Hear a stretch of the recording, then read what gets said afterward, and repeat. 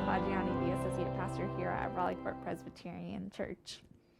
If I asked you to think of all the times in the last week in which you were interrupted, you might have a pretty long list. You might wonder, how could I not be interrupted? There's one or more child doing virtual school in my house. I'm trying to work and keep up the house. The phone keeps ringing, the washing machine broke, and now I'm running to the store. I was cut off on the drive and I missed the light and now I'm late. You get the picture. The interruptions around us feel like plenty, and our entire lives feel interrupted as we continue to adapt and live during the pandemic.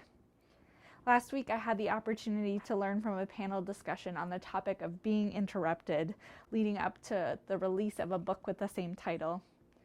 The book focuses on how church mission can change by viewing the interruptions from our neighbors and our strangers around us as transformative moments. A present question throughout the conversation was, how might we see our interruptions as holy moments? Interruptions are found throughout Jesus' ministry. Most of Jesus' ministry happens on the way to one place or another. Hear these words from the Gospel of Mark that illustrate a few of these interruptions. They came to the other side of the sea, to the country of the Gerasenes. And when he had stepped out of the boat, immediately a man comes out of the tombs with an unclean spirit to meet him.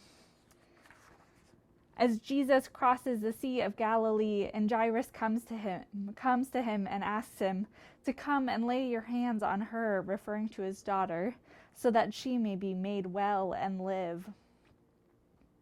And on the way to see the daughter of Jairus, the woman who has been hemorrhaging for 12 years reaches out to touch Jesus' cloak and is healed. Later on in Mark, Jesus encourages his disciples to come away to a deserted place all by yourselves and rest a while.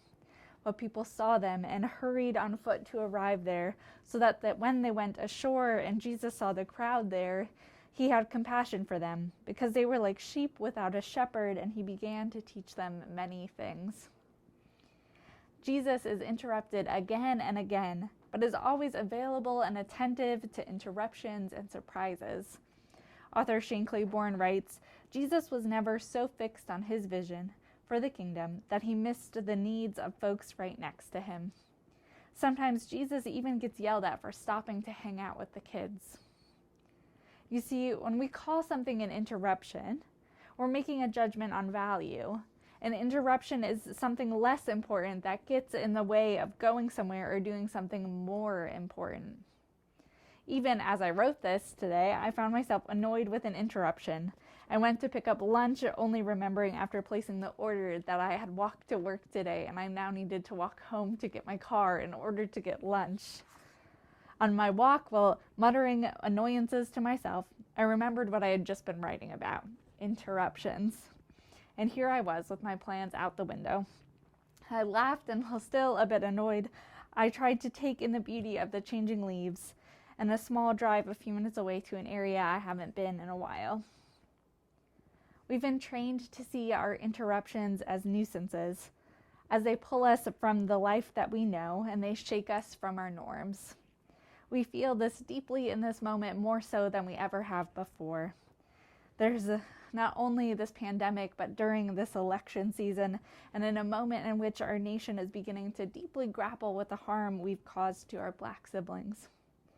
Yet I wonder, what would happen if we began to see these interruptions as holy moments instead?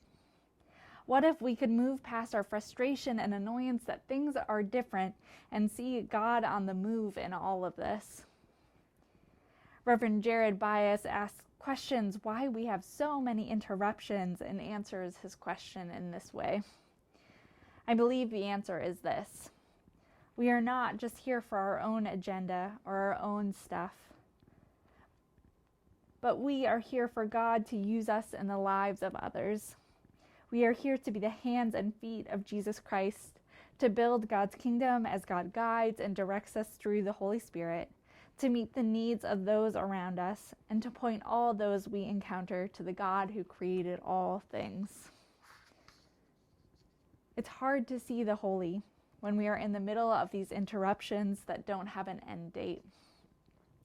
We head towards a holiday season that will look different as families consider virtual gatherings, And Advent and Christmas will surely look a little bit different at Raleigh Court Presbyterian Church. But the holy is there. Jesus' ministry illustrates a response of paying attention to the interruptions rather than brushing them aside. Jesus' ministry reveals what happens when we pay attention to these interruptions. Relationships are built and mended, lives are healed, people are restored to their community, loaves and fishes are passed around, feeding the 5,000. Life isn't the same on the other side of these interruptions, but that's always been God's invitation to us, to accept God's calling for our lives, to be interrupted from our own plans and our own ways so that we can follow God's ways, ever tuning ourselves into God's melody in the world so that we can join in the endless song that hails a new creation.